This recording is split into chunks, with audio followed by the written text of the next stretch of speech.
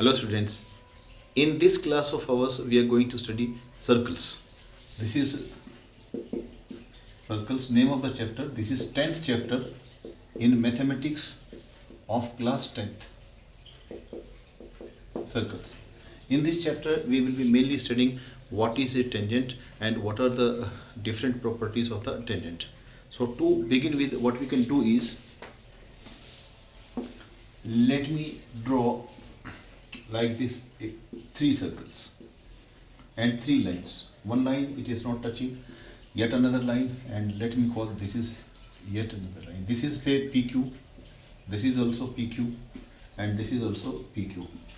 So in this case this line is not at all in contact with the circle, or it is not intersecting the circle.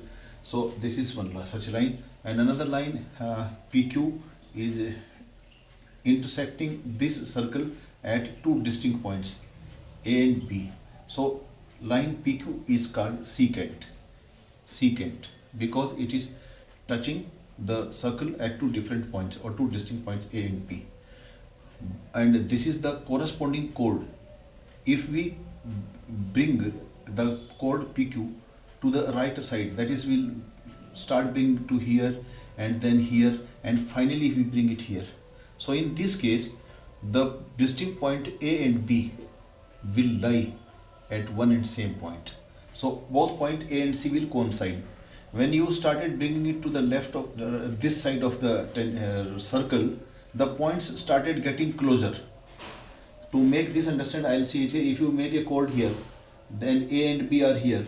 Then if you bring this to this place, A and B will get closer. You bring it further this side, A and B will bring further closer, and there will come a point when you bring it to this point where it is PQ is touching only at one particular point.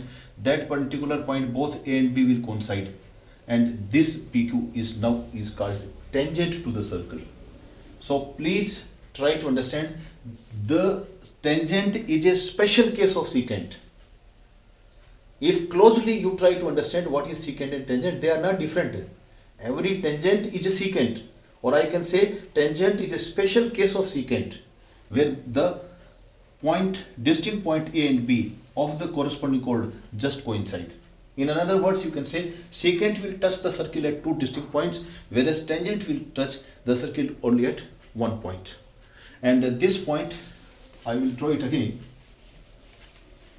See, if I do it like this is the circle, and let me call this is PQ, and say this is a point S. So point S is called point of contact. This is common to both, to the circle and of the tangent. And for understanding the properties, let us straight come on to understanding one of the properties. Let us say this is center, this is O. From O, if I draw a line like this, so the first theorem of the chapter statement goes like this, that tangent is perpendicular to the radius.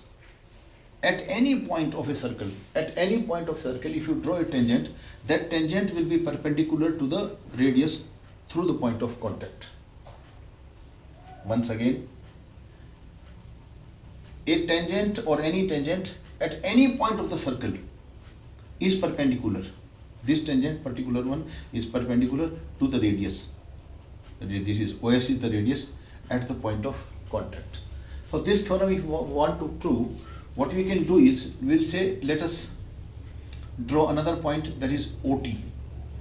Now you can see, if the radius of the circle is R, OT distance is R plus this distance.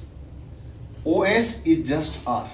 And if I yet make another one, and let if I call it G, so if I call OG, then OG distance is R plus this distance.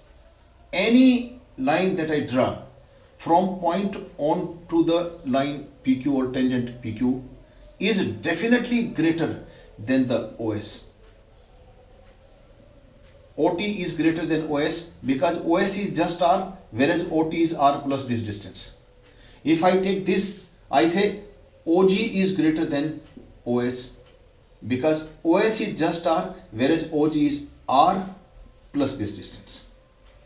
So the shortest distance from point O onto the line PQ, which we call as tangent, is OS, and the shortest distance has to be perpendicular.